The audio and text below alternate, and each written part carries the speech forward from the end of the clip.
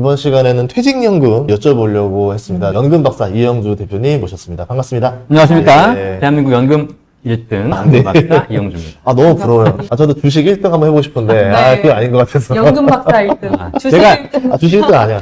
제가 1등 하는 이유는 뭐냐면 네. 2등이 없어요. 그냥 거의 연금을 좀 많이 좀 하셨으면 좋겠는데 다들 뭐 주식 ETF 펀드 하느라고 바쁘셔가지고 네. 연금은 관심이 없어서 저만 혼자 하고 있습니다. 정말 관심 되게 많아요. 왜냐면 제가 예전에 공무원 연금공단 칼럼니스트 했었어요. 조직은 공제해라. 그러다 네. 보니까 공무원분들은 연금에 대해서 이게 어떻게 유일한 자산이잖아요. 그 생애 과정 때 연봉이 세진 않다 보니까 그래가지고 이제 연금을 어떻게 사느냐가 이제 그 갈림길이라 시간 되면은 커피 마시면서 그 얘기 많이 했던 것 같아요. 연금 이야기. 어떻게 네. 뭐 해야 돼 라고 하면서 정보 막 들어오는데 서로 정보가 달라. 그게 연금을 이제 준비하시는 분들, 공무원들은 이미 선배들이 연금을 받는 걸 이미 보고 있잖아요. 네. 그렇기 때문에 연금에 대한 관심이 많고요. 그러신 분들이 오히려 개인연금도 더 잘 준비해요. 그런데 연금이 나이가 50, 60세가 돼서도요. 내 연금이 얼마 있는지 모르는 분들이 태반이에요. 아. 왜냐면 그 연금에 대해서 경험을 내가 본 적이 없고 주변 사람들 중에 그런 분들이 없다 보니까 그냥 일상이 바빠서 살다 보니까 연금을 모르시는 거예요. 그래서 조금 이제 관심을 가지고 보시다 보면 연금에 대한 정보가 들릴 거고 사실 주식도 좋고 부동산 다 좋습니다. 우리 전인구경제연구소에서 여러 가지 얘기하지만 결국 그렇게 모은 돈 뭐 할 거예요? 쓰고 갈 거 아닙니까? 네. 결국 인생의 마지막에는 연금이다. 그것만 알고 좀 보셨으면 좋겠습니다. 저도 그래서 저 IRP는 항상 그 세액공제되는 풀까지 항상 집어넣습니다, 매년. 네. 잘하고 계시네요. 은근히 그게 든든한 게 이렇게 모여서 55세쯤 됐을 때는 네. 매달 수령 금액이 꽤 괜찮겠네? 라고 하면은 이제 국민연금 더해서 이제 퇴직연금 하잖아요. 네. 요거 좀 전략을 세우고 있는데 최근에 지금 그런 이슈가 나왔어요. 퇴직연금 기금화와 관련 이야기가 나오면서 네. 이제 불만이 저는 예전에 이해 못했어요. 왜 그랬는데 이런 얘기 하는 거예요. 퇴직금을 일시금으로 타가는 사람들도 많다. 그럼 나 일시금 못 타가는 거 아니냐? 저도 좀 그랬거든요. 실제로 좀 그런가요? 그 이슈는 네. 기금화 이슈보다 조금 더 강했던 이슈가 뭐냐면 퇴직금 제도를 폐지하겠다는 이슈였어요. 이게 왜냐면 지금 우리나라의 퇴직금 제도 아주 오래전부터 있었던 회사를 다니면 퇴직할 때 퇴직금 받아나가는 이 퇴직금 제도가 수십 년 전부터 있었고 근데 이 퇴직금을 일시금 받아가지고 대부분 다 바로 써버리는 거예요. 뭐 사기당할 수도 있고 투자도 날릴 수도 네. 있고 이게 노후 자금이어야 되는데 노후 자금을 쓰이지 못하는 경우가 많았고요. 그다음에 또 회사가 망하면 퇴직금 못 받는 경우도 있었잖아요. 이런 거를 방지하기 위해서 2005년부터 퇴직연금 제도가 도입됐어요. 그래서 이제는 일시금 받지 말고 이걸 IRP로 받아서 연금으로 받으세요. 근데 이제 그걸 국가가 강제하지 않았죠. 지금까지 한 20년 넘게 강제를 하지 않았어요. 도입할 회사는 하고 대기업들은 많이 도입을 했죠. 아직도 중소사업장들은 퇴직연금 제도를 안 하는 데가 많이 있어요. 그러다 보니까 이제 시간이 많이 지났으니까 이제는 국가가 퇴직연금 제도로 일어나겠다. 기존의 퇴직금 제도는 폐지하겠다. 자, 그러다 보니까 이제 일반인 입장에선 퇴직금은 일시금 받는 거고 퇴직연금은 연금으로 받는 건데 퇴직금 제도 폐지하면 일시금 제도가 없어지네? 내가 일시금 받고 싶을 수 있는데 왜 내 돈을 국가가 마음대로 일시금 못 받게 해? 이런 이제 하시는 거예요. 이건 진짜 오해고요. 퇴직연금 제도가 도입되고 퇴직금 제도가 없어지고 퇴직연금 제도로 일어나도 퇴직연금 내에서 일시금도 받을 수 있고 연금도 받을 수 있어요. 그건 본인이 선택하면 됩니다. 다만 일시금 받으면 원래 세금 낼 거 다 내시면 되고 연금으로 받으면 국가가 세금을 조금 줄여줄 뿐입니다. 세금의 차이지 퇴직연금 제도로 일어난다 해가지고 내 노후자금을 내가 목돈으로 못 찾는 건 아니다. 자, 일단 이 문제는 그렇게 정리하시는 게 좋을 것 같고 이제 그 다음에 국가가 그러면 이제 퇴직연금 운용에 관련돼가지고 기금화 문제를 추가적으로 하나의 또 의제로 지금 논의 중에 있는 거죠. 국민연금이 기금화하고 있는 거죠. 네. 그럼 공무원 연금도 기금화하고 있는 거고. 그렇죠. 네. 그럼 다 하고 있는 거 아니에요? 그렇죠. 사실 이 공적연금들은 전부 기금으로 운용하고 있습니다.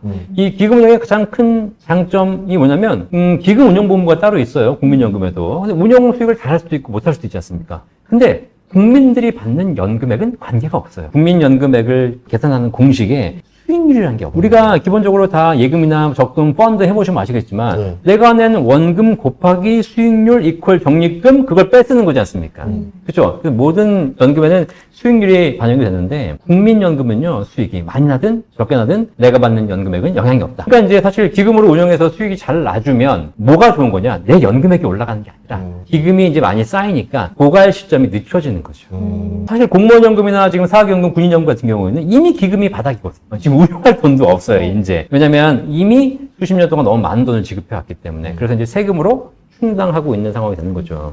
그래서 그런 부분에서 국민연금, 공적연금들은 사실 운용 수익에 민감하지 않을 수 있습니다. 근데 반면에 퇴직연금은 국가가 그걸 책임질 수 있는 단계는 아닌 것 같으니까 그러면 운용을 잘하냐 못하냐에 따라서 결국은 내 퇴직연금의 규모가 달라지기 때문에 좀 민감하게 지금 반응하고 있는 거죠. 이게 그러면 내 돈을 쓸 수 있는 거예요? 만약에 이제 기금화가 된다면 선배들이 우선 다 받아가고 네. 이제 이 친구들 들어왔는데 선배들 거 다 나눠줘서 너 없어. 네. 이게 국민연금처럼 그렇게 되는 건지. 그런 구조로 가진 않을 것 같고요. 일단 낸 돈과 수익을 같이 가져가는 구조가 되겠죠. 그래서 일반 사적연금과 동일하게 가져가게 될 겁니다. 대신에 이제 기금 운용 자체를 지금까지는 개인이 다 하고 있고 내가 직접 증권사 가서 맡겨가지고 펀드, ETF 선택해서 하고 있지만 이거를 통으로 모아서 펀드로 모아서 국가가 통으로 운영할 거니까 전체적인 금융경제 효과가 나고 수익이 잘 날 수는 있겠죠. 근데 이제 다만 전체적으로 수익이 10%가 났다. 그러면 내가 낸 부분에 대해서도 10% 수익이 나는 거고 많이 낸 사람은 많이 나는 거고 라고 하기 때문에 내 돈을 뭐 선배들이 빼가고 나는 오히려 고갈돼가지고 못 받고 이런 부분은 없을 겁니다. 다만 이제 그런 부분만큼 뭐가 문제가 있냐?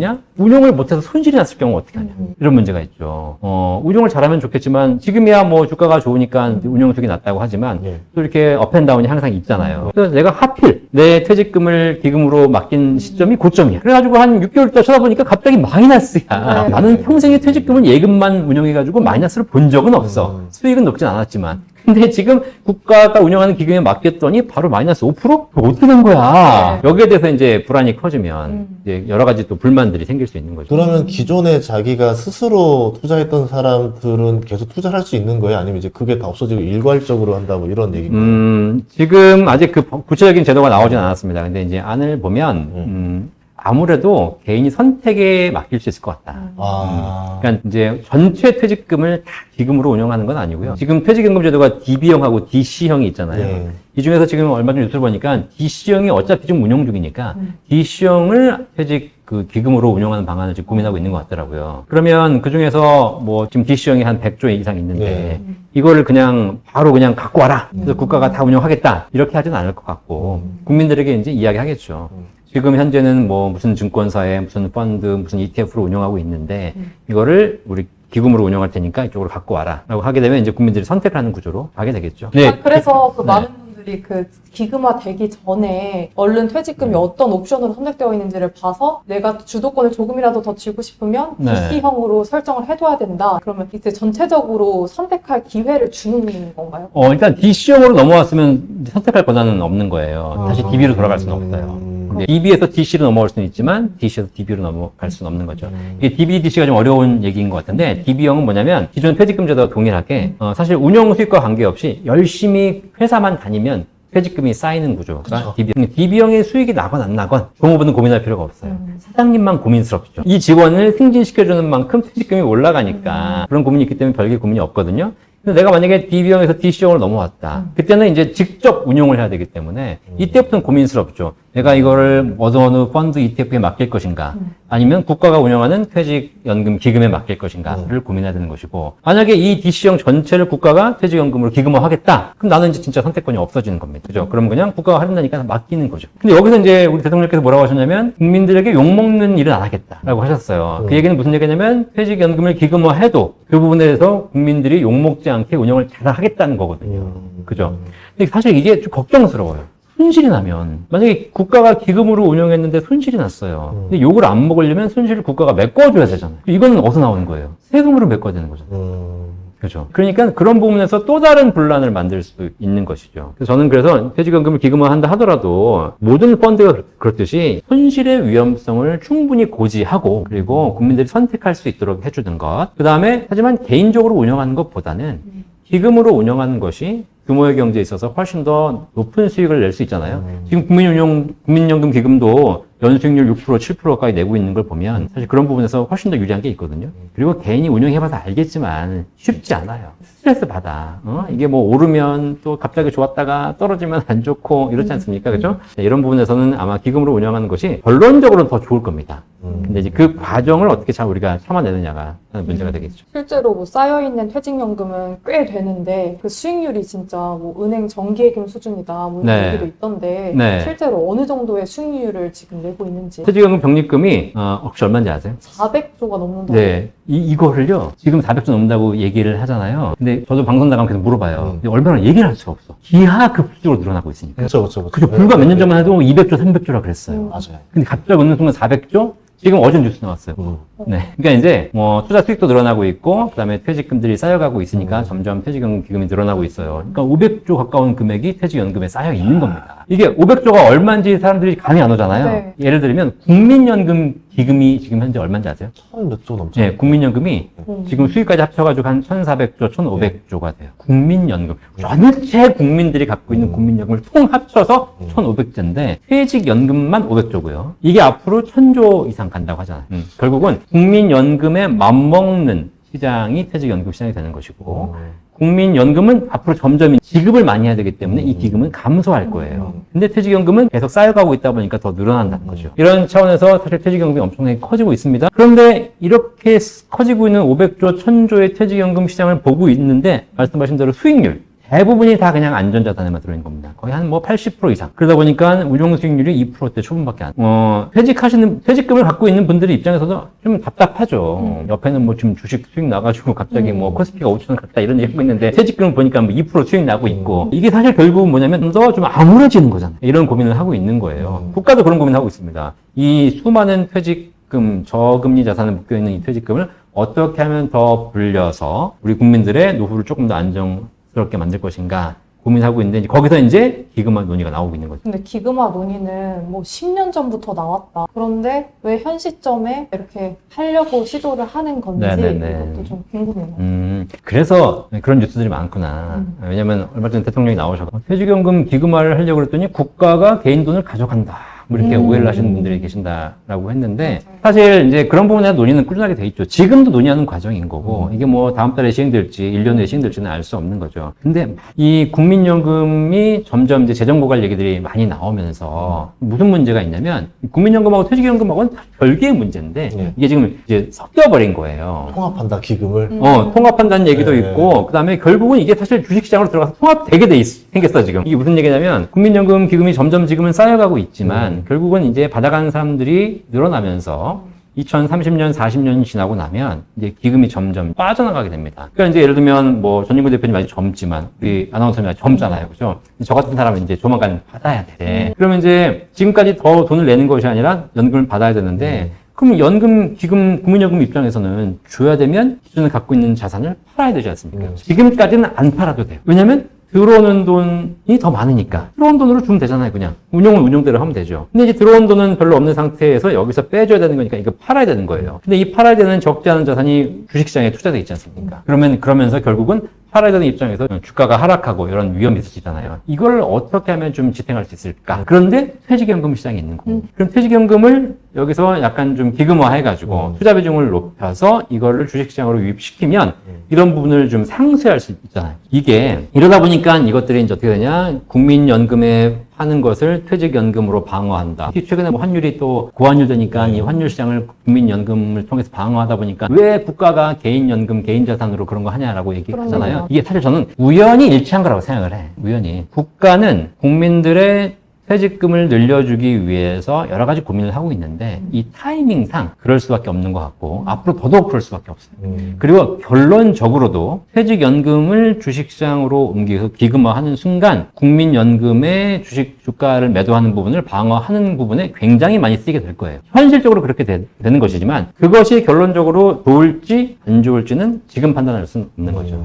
실제 부동산도 그랬어요. 부동산도 사실 문재인 정부 때 부동산 정책을 굉장히 많이 썼지 않습니까? 뭐 25번 넘게 정책을 썼잖아요. 저는 지나가서 그런 생각을 해요. 문재인 대통령이 부동산 가격을 폭등시키려고 정책을 썼을까? 그렇진 않았겠죠. 그렇지 않았겠죠. 어떻게든 잡아보려고 했을 거 아닙니까? 근데 그 시장 상황에서 잘못된 정책을 쓴 거죠. 그죠? 그러니까 그 정책이 나쁘다고 얘기하면 안 돼. 그 정책을 하필 그때 쓴 게 문제지. 사람들은 점점 막 부동산에 대해서 관심이 많고 옆집은 올라가는데 내 집은 안 올라가고 이렇게 해서 관심이 많은데 계속 뭐 집을 못 팔게 하고 그다음에 여러 가지 핀셋 규제라고 해가 서울, 강남, 경기도 규제하니까 자꾸 옆으로 퍼져나가고 그런 부분에 문제가 생긴 거잖아요. 그래서 의도는 그렇지 않았지만 결과적으로 실패한 정책이 된 이유는 그런 타이밍 자체가 잘못돼 있었다. 지금 퇴직연금 기금화 논의도 지금 타이밍상으로는 그렇게 좋은 타이밍 같진 않아. 차라리 말씀하신 대로 10년 전에 시작했더라면 그때는 아무 반대도 없었을 것이고 그리고 10년이 지난 지금까지 주가가 또 최근에 많이 미국 주식도 많이 오르고 올랐다면 대한민국 퇴직금을 가진 모든 국민이 행복해하면서 진짜 대한민국 대단하다. 우리 대통령님 정말 잘하셨다. 이런 얘기를 들을 수 있을 텐데. 와, 근데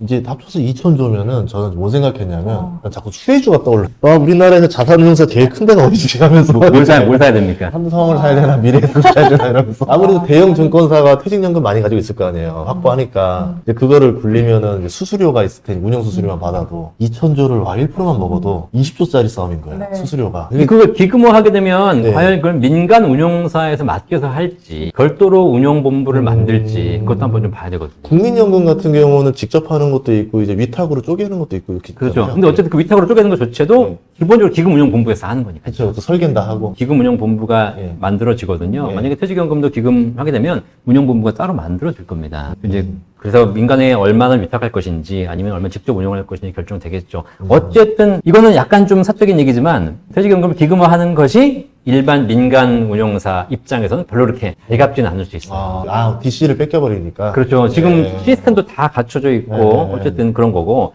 민간 금융회사 운용사 입장에서는 그럴 수 있습니다. 아니 퇴직연금은 수익이 안 나오는 것이 기본적으로 안전자산에 많이 묶여있기 때문이지. DB 때문에 그렇잖아요. 그렇죠. 네, 그런 것이지. 네. DC로 운영한 사람들은 잘 나고 있다. 네. 근데 이거 자체가 DC로 넘어오지 않거나 DC에 들어와서도 전부 예금으로만 가는 게 문제인데 문제의 원인은 그건데 이걸 운용을 잘못했다라고 생각해가지고 무슨 기금화해서 운영하면 더 된다? 이제 그러다 보니까 민간 금융회사들은 조금 더 거기서 불만이 있을 수 있겠죠. 아니면 그 기업들이 어쨌든 쥐고 있는 이 DB를 기금화하는 방법 없어요. 왜냐면 법인 입장에서는 이 퇴직금을 들고 있다 보니까 이게 억지로 부채로 잡혀요. 원치 않게. 그래서 부채 비율 0%인 기업이 없는 이유가 다 퇴직금을 다 들고 있기 때문인데 그거를 아예 그러면은 그냥 다 국고로 넘겨서 저도 회사를 운영하는 사장이지만 진짜 그 방식에 대해서 굉장히 동의해요. 네. DC형보다 DB형이 훨씬 커요, 지금. 그리고 이제 종업원 입장에서도 DC형은 운용을 해야 되지만 DB형은 열심히 일만 하면 되거든요. 지금 퇴직금 시장이 뭐 400조, 500조 된다고 하는데 그 중에서 거의 한 몇 프로? 한 70% 가까이가 DB에 있을 겁니다. 자, 그러면 만약에 기금화를 하게 된다면 DC형을 기금화하는 것보다 DB형을 기금화하게 되면 요거는 종업원을 설득할 필요가 없어요. 사장님만 설득하면. 내가 사장인데 우리 회사에 퇴직금 재원이 뭐 한 10억이 있는데 이거를 내가 퇴직금을 운영하다 보니까 잘 모르니까 특히 사장님들은 뭐 일반 기업체 중소기업이나 기업 사장님들이 내가 금융 전문가가 아니잖아요. 그러니까 대부분 다 그냥 퇴직금 재원들을 그냥 은행에만 넣는 거예요. 은행도 뭐 모르겠다 그러고 다 갖고만 있는 겁니다. 진짜 거짓말 안 하고 99.999%가 전부 다 그냥 안전자산에만 묶여 있는 거예요. 그렇죠. 욕먹기 싫으니까. 욕먹기 싫으니까. 회사가 투자해서 까먹었다는 소리 듣기 싫으니까. 그렇죠. 근데 이게 언제 고민이 되냐면 나중에 퇴직금을 줄 때 고민스러운 거예요. 왜냐면 직원들 월급을 올려주는 것은 물가 상승률만큼 올려줍니다. 일단 기본적으로. 그다음에 승진을 하면 더 올려줘야 돼요. 그다음 보너스도 줍니다. 그러면 이 사람을 처음에 사원으로 뽑을 때는 월급 200만 원만 주고 뽑았는데 나중에 부장이 돼가지고 내보내려고 보니까 월급이 1000만 원이네? 근데 퇴직금 계산 어떻게 하는지 아세요? 퇴직금, 이 DB형 계산은 퇴직 직전 3개월 평균 임금 곱하기 근속연수예요. 이 사람이 30년을 근속했는데 처음에 입사할 때는 월급이 100만 원이었는데 지금은 1000만 원이에요. 그죠? 그러면 이 사람 퇴직금 얼마냐면 1000만 원 곱하기 30년이에요. 그래서 희망퇴직 시키는 거 아니에요. 오히려 이게 더 도구로 돌아오는 거죠. 그러니까요. 네. 그러니까 예를 들면 30년 근속하고 월급을 올려주는 것 자체가 굉장히 큰 부담이 되는데 이 사람을 위해서 쌓아둔 퇴직금은 그만큼 안 올라간다는 겁니다. 그래서 우리 기업체 사장님들이 이제 그런 것만 인지할 수 있으면 그래 어차피 국가가 기금으로 운영한다고 하는 것이고 내가 운영하면 2%도 수익이 안 나는데 기금으로 운영하면 장기적으로 어차피 내가 특히 이제 DC형 같은 경우 그런 게 있어요. DC형은 종업원 개별적인 계좌이기 때문에 내가 퇴직하면 내가 뺐어야 돼. 이제 퇴직금을 받아야 되는 거잖아요. 그때 수익 손실이 결정이 돼요. 근데 하필 하필 내가 퇴직하는 시점에 주가가 폭락해가지고 마이너스야. 그럼 얘는 이제 열받는 거예요. 그죠? 근데 DB형이라는 게 총 자산으로 운영되는 거죠. 개인 계좌가 아니라 회사의 종합적인 퇴직금 이제 계정에 잡히는 거기 때문에 사실 여기서 퇴직금은 뭐 한 10억, 20억이 쌓여 있는데 오늘 퇴직한 사람한테 5천만 원 주는 겁니다. 크게 티가 안 나요. 그러면 오히려 그 DB형 기금화 했을 때 사실 훨씬 더 그런 부담이라든가 불만이 적고 장기적으로 보유할 수 있고 그러면 기업체 사장님 입장에서도 좋아요. 왜냐면 어차피 이 퇴직금이라는 게 직원에게 지급해야 될 부채인데 이 부채에 수익이 많이 난다면 점점 부채가 줄어드는 거잖아요. 그런 부분이 자산도 크고 규모도 크고 리스크도 적고 저는 그래서 그런 방식도 한번 꼭 해봤으면 좋겠다. 근데 지금 논의되는 건 DB형은 아닌 것 같아요. 아, 그래요. DB형으로 되면은 이제 수혜주가 자산운용사가 될 것 같아서 민간들이 이제 그럼 기업 설득하러 막 다닐 거 아니에요. 그렇죠. 네. 네. 우리 쪽으로 맡기면서 수건 주겠다면서 네.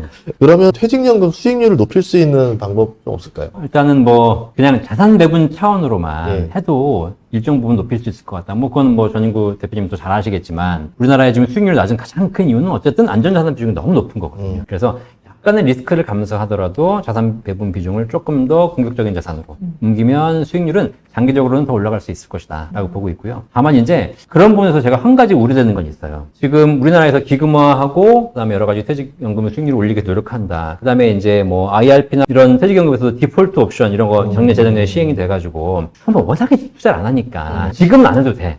대신에 1년 후에 만기가 되면 그때부터는 지금 정해놓은 대로 할 수 있게 해줄게. 이렇게 해가지고 조금 더 공격적으로 운영할 수 있도록 했거든요. 그런 제도들이 대부분 다 큰 효과를 보지 못했어요. 이게 왜 그러냐면 우리나라에는 한 가지 이 넘어야 될 난관이 하나 있어요. 뭘까요?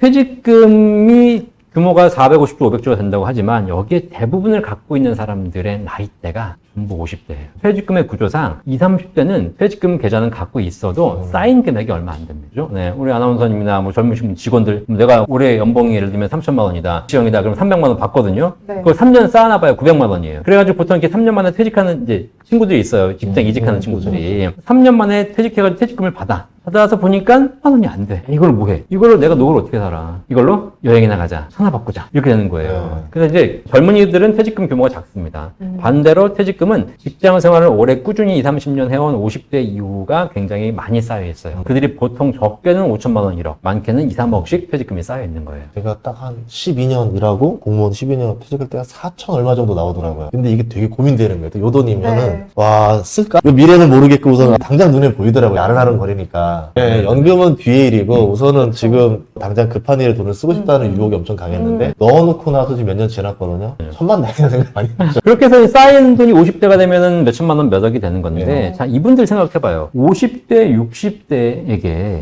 지금 당신들의 퇴직연금 운용 수익이 낮으니까 이거를 주식으로 옮기세요. 라고 했을 때 그들의 의사결정이 쉽지 않은 거예요. 그렇죠. 좀 실례지만 우리 아나운서님 나이가 젊으시죠? 네. 지금 혹시 남자친구가 우리 네. 놀이공원 가자. 네. 좋아, 안 좋아요? 좋죠. 좋죠. 놀이공원 가면 못 타요. 예를 들면 저기 용인에 있는 뭐 에버랜드 갔어. 뭘 탑니까? 신바 때 뭐. 재밌죠? 가면 티익스프레스. 그쵸. 이거 롤러코스터 있지 않습니까? 네. 이거 열심히 타잖아요. 그죠? 저 20대 때 또 청룡열차, 88열차 뭐 그런 거 엄청 많이 탔어요. 네. 그죠? 근데 지금은 제가 이제 50대가 돼가지고 우리 애를 데리고 가잖아요. 그런 걸 타는 걸 보고 있으면 저는 못 타고 일단 그걸 보고 있으면 제가 마음이 두근두근 거려요. 벌벌 떨려요. 네. 저걸 어떻게 타지? 네. 저걸 떨어지면 어떡하지? 이런 생각이 드는 겁니다. 저희 어머니 80세인데 저희 어머니 맨날 한 얘기가 영주야 우리 애가 군대를 갔어요. 군대 가는데 북한군 쳐들어오면 어떡하니? 군대 가서 걔가 살아올 수 있겠냐? 막 이런 고민을 하고 계시는 거야. 말도 안 되는 고민을 하고 있는 거예요, 사실. 네, 그래서 이게 어쩔 수 없어. 나이가 들면 점점 더 안정 추구형이 됩니다. 보수화가 되는 겁니다. 보수화라는 것이 지키는 것이 더 중요해지는 시대가 되어간다는 거고, 그리고 60대이신 분들은 이제 그 퇴직금을 받아가지고 쓸 고민을 하고 있는 세대지, 이거를 불릴까를 고민하기가 쉽지 않다는 거예요. 그 자산 규모가 퇴직금에서 차지하는 규모가 굉장히 크다는 거예요. 그래서 사실 그 벽을 넘어요. 그들에게 투자하십시오라고 얼마나 설득할 수 있을 것인가. 미국에 그 401k라는 퇴직금 제도가 있습니다. 미국인들은 전체 자산 중에 적지 않은 비중을 전부 주식형 자산에 투자하고 있어요. 그게 왜 그러냐면 미국인들은 401k가 시작된 게 언제인지 아시죠? 거의 몇십 년씩 됐어요. 본격적으로 시작한 게 80년대, 90년대. 그때부터 꾸준하게 퇴직금을 적립해서 그 돈으로 투자를 한 거예요. 그죠? 그때부터 소액으로 젊을 때부터 해왔는데 그것이 이제 여러 가지 시장 상황과 더불어가지고 이 사람들의 퇴직금을 형성해서 뭐 401k 100만 장자가 나오고 한 겁니다. 이러다 보니까 그분들은 뭐냐면 투자 시장에 대한 확신이 있어. 이렇게 하면 되는구나. 바이앤홀드 장기 투자하면 되는구나. 있기 때문에 지금도 묻어두고 있는 겁니다. 그죠? 그 와중에 뭐 여러 가지 금융 위기도 있었고 여러 가지 세계적인 위기 겪었지만 다 수익을 본 거예요. 근데 우리나라 주식 투자자들의 머릿속에는 그 경험치가 없어요. 코스피는 단타다. 네. 네. 왜냐면 거기는 뭐 존슨앤존슨, 코카콜라 뭐 이런 기업들이라서 매출 이익 꾸준히 올라가고 그쵸. 배당금 나날이 늘어나니까 누가 봐도 이게 연금처럼 든든한 느낌이 나는데 네. 코스피 보면은 맨날 롤링 탔잖아요. 그러다 보면 맨날 누구 망했네 뭐 했네 이것만 네. 듣다 보니까 불안해. 당연히 위험하다라는 소리밖에 못 듣는 그렇죠. 지금 우리가 코스피가 5,000피까지 왔지 않습니까? 사실 여기서 굉장히 중요한 지금 그 변곡점에 있는 거예요. 이 5,000피를 통해서 여기서 안정적으로 유지가 돼서 가면 여기서 우리나라는 우리 투자자들이 경험을 쌓게 됩니다. 아, 우량주를 샀더니 오르고 설령 뭐 많이 오르진 않아도 꾸준하게 유지는 되더라. 그 다음에 시간이 또 3, 4년 지나면 다시 한번 또 상승을 하고 이렇게 계단식으로 하면 되게 좋은데 만약에 여기서 올랐다가 어떤 이슈로 인해서 다시 이게 5,000이 4,000포인트가 떨어진다. 10중 8구. 그러면 그렇지.